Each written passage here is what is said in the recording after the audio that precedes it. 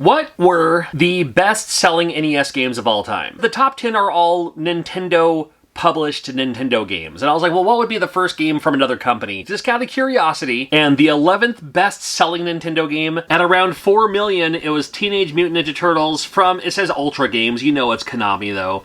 But imagine, and this is a global thing. This is worldwide. So not just here in the United States of America. In the US, this may have been a little bit higher on the list. But on a global, worldwide scale, Teenage Mutant Ninja Turtles, believe it or not, was the 11th best-selling NES game of all time. How you feeling? You got John Riggs here. You can support the channel by subscribing and also checking out my Shopify, where I make my own custom items that I sell on my shop. Now, it's perfect if you can't find me at a convention. I'll sell it online too. But here are the top 10 best-selling NES games of all time. Number 1 will surprise you. I'm just kidding. Number 1 won't surprise you. But number 10 might. It's golf. Yeah, the 10th best-selling Nintendo game of all time is golf. Just regular, standard Nintendo golf. Old school. Old school on this one. And decent. I mean, I was never a golfer. My father was certainly never a golfer, so I knew nothing about golf outside of, well, playing this game. It was the game that taught me, like, oh, there's different clubs you can use. See, I just thought there was the golf club. Just like there's the pool cue, which I'm sure there are different pool cues as well. But I was like, oh, there's like a, you know, like the wood ones, the iron ones, the putting one I knew was different because of miniature golf. But yeah, I didn't know there's so many options and that different ones would, you know, be used for different things, I suppose. Interesting. Well, I remember one of my trips to Hawaii, which sounds super pretentious, I know, I'm sorry. But I remember one time I went to Hawaii and I heard from somebody saying, like, well, we have a lot of Japanese tourists who come here just to go golfing, because in Japan, there's not a whole lot of room to golf. I mean, the country of Japan has so little room left for golf courses that, you know, like it's super elite to be in a golf club in Japan, so they come to Hawaii, which is the United States, to go golfing. And I was like, oh, that's interesting. And it's funny because I have a friend of mine who lives in my town that I've known since middle school, and he literally flies to go golfing too, but that's him. Yeah, golf is a very big thing in Japan and super popular here in the United States as well. But I always think of that, and I still kind of feel like golf is like, you know, the Japan elite sport. Number 9 is Excite Bike. Now, this is a game I can get behind for sure. You ever do that thing when you play this game and you hit the reset button to hear the different versions of the title song? Or this one?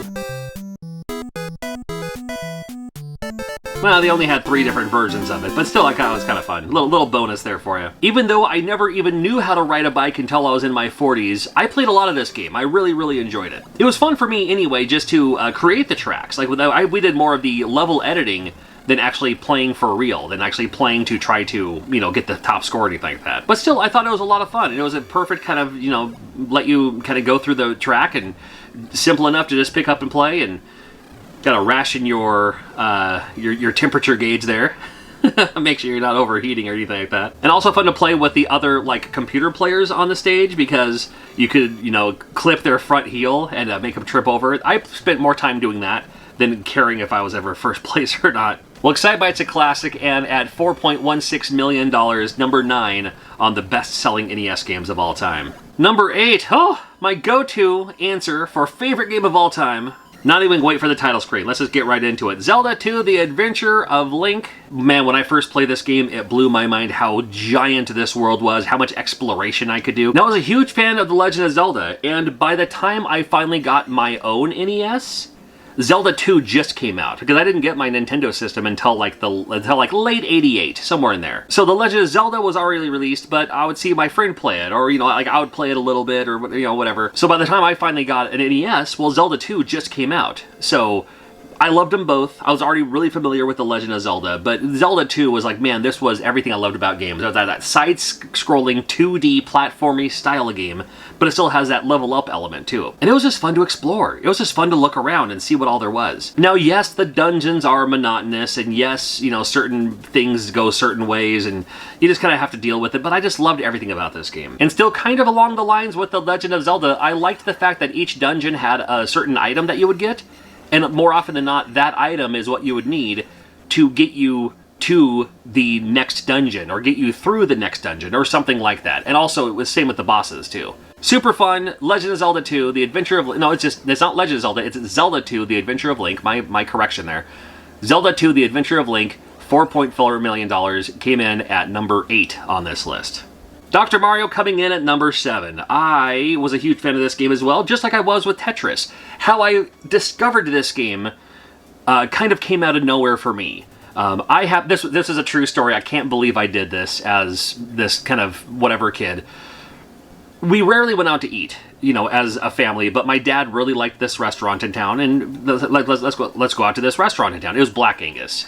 Maybe you have a Black Angus in your town, or used to. We don't have ours anymore. But on the way, my dad said, well, let's go to Black Angus, and if the menu doesn't look good, then you can just go to McDonald's, because Black Angus in our town was right next to our Yakima Mall. So we go to Black Angus, and I look at the menu, and when he mentioned McDonald's, I was like, well, that's all I want. I just want chicken McNuggets. I don't care what this menu has. So we went there. I was there for about 3 seconds. And that's when I was like, I'd rather just go to McDonald's. My dad was like, all right. And he gave me, I forgot what it was, probably $5 back then. I went over, got my chicken McNuggets. Because I was still there at the mall, I went to the local arcade, and they had a Dr. Mario arcade machine. It wasn't a Play Choice 10 or anything like that. It was just the Dr. Mario arcade machine, which may have been a custom cabinet? I don't remember. It didn't look like super official. But that was the first time I ever saw and played Dr. Mario. I was like, this is amazing. When are people going to learn? This is the first time I've ever heard about this. And I thought I kept up with research and everything. Well, it turns out, not even a week later, Nintendo Power came out, and then I was like, hey, Dr. Mario, coming soon to the Nintendo Entertainment System. I was like, oh, that was quick. Anyway, I love this game. That's a true story. I know, it's funny. I turned down Black Angus in lieu of Chicken McNuggets. I can't believe I did that. No way would I do that now. Dr. Mario coming in at number 7. It is $4.85 million. Good lord. Cool that we had a game like Dr. Mario for the people who were like, you know, like Tetris was great, but people who were looking for like a new Tetris. And on that note, Tetris comes in at number 6 on this list. I like this title screen. I like this text before the actual title screen, because I think I saw more of this screen than I actually did the title screen, because there's a title screen hit, you just hit the start button. Although, if you do wait through the title screen and watch the attract mode and watch the demo of the computer playing Tetris, basically, and I don't know if you knew this, maybe you do, you probably knew this, soon as the demo version gets a Tetris, before it finalizes, hit start your game, and then you start, basically, as soon as you land your first piece, yeah, you get a free Tetris. There you go, extra bonus points for you. Yeah, I do like Tetris. I remember seeing this in an arcade, the Atari version of Tetris, right? And then I remember before Rite Aid, it was called Payless, and our local Payless, was it Pay and Save back then? I think it was just Payless back then. So we had our Payless, and we had Nintendo games there. And I remember looking at the back, and I was like, oh, hey, there's Tetris. It was the Tengen Tetris. I remember seeing the Tengen Tetris on the shelf. And I was like, that's the game I want for Christmas. And then for Christmas that same year, well, I got the Nintendo version of Tetris, which I was just as happy with. I just wanted Tetris. And from there, I mean, all the Tetris things along the way that came about, for many, including myself, it started with this NES game, and I'm totally cool with it. This is the Tetris I remember playing the most. Tetris at number 6 on this list, $5.6 million. Surprised it wasn't more. The Legend of Zelda comes in at number 5 on this list. We had Zelda 2 earlier. And this is the one that kind of started it all. This was the, okay, you have like your action game with Super Mario Brothers, and then you have your adventure style game with The Legend of Zelda. And to me, it was like the perfect game. Loved the fact that you could just explore. I loved Atari Adventure for the Atari 2600.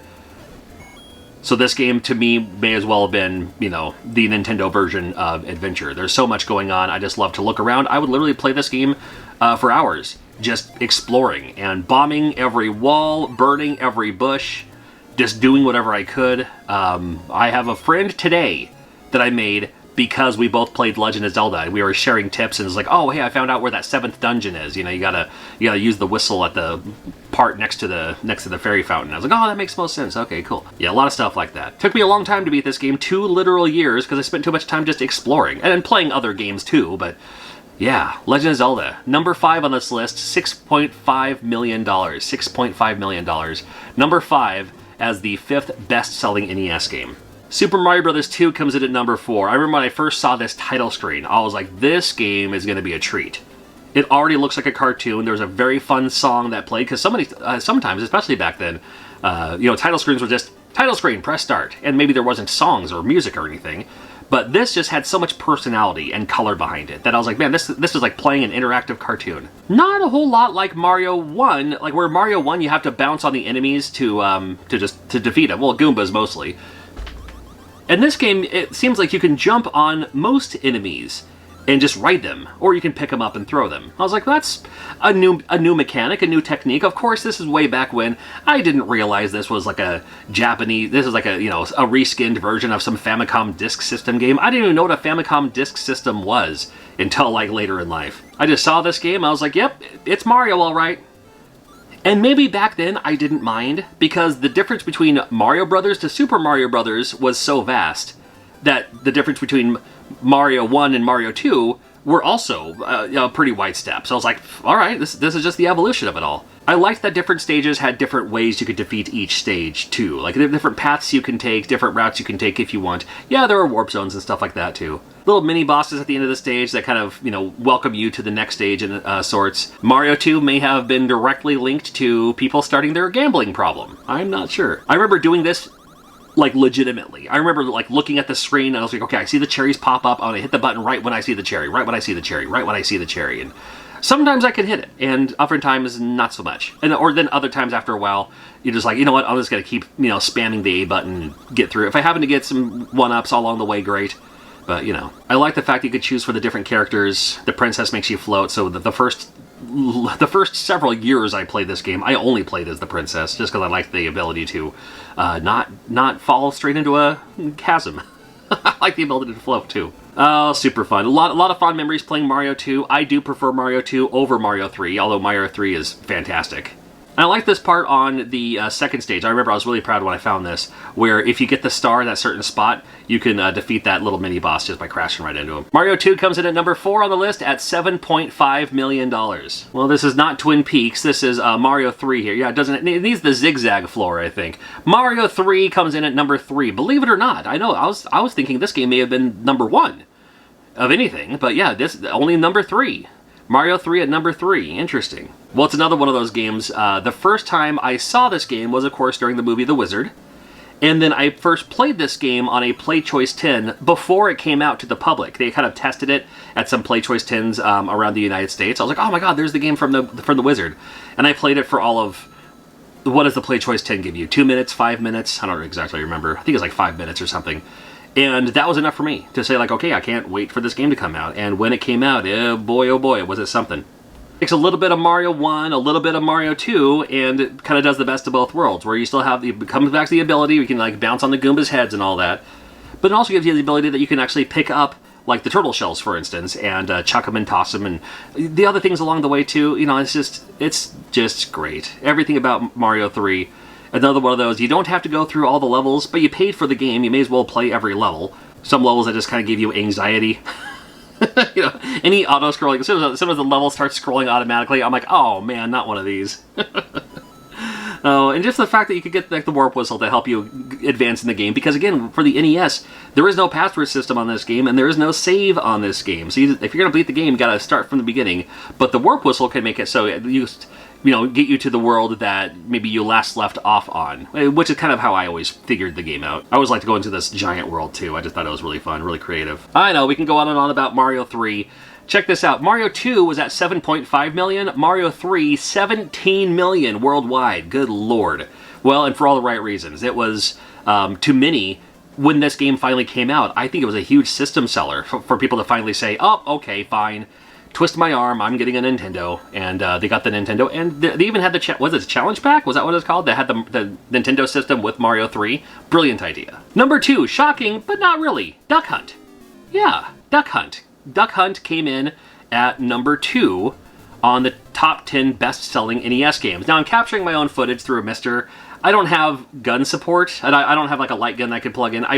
Well, no, I do. I just didn't plug it in for this. So I was like, but you know Duck Hunt. I don't need to tell you about Duck Hunt. Loved it in the arcade. Versus Duck Hunt had 3 different modes for the different levels. Like you shoot the ducks, and then it would be... then you have like the little clay pigeon shooting thing a little bit, and you shoot some more ducks, and then it does that bonus stage where you can actually like shoot the dog. But I was like, oh, you know, you can shoot the dog in the game. Well, in the arcade game you can during the bonus stage, completely different. But for this top 10 best-selling list, they are accounting for people who bought the console as well as cartridge sales.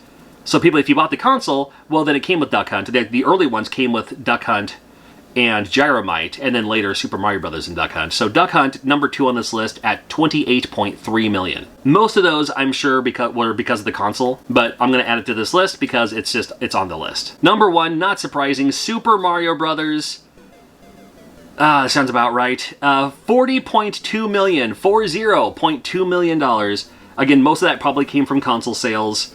But if you bought the original NES with the Gyromite and Duck Hunt, you'd have to buy this one separately. So it did exist as a separate cartridge, which I'm sure you've seen before, but here we go. Super Mario Brothers, number 1 of the top 10 best-selling NES games of all time. This is just the top 10 best-selling NES games of all time, but what were the top 10 best Nintendo games of all time, kind of shared overall as the overall favorites from everyone? Well, I got this video right here. You should check it out right now.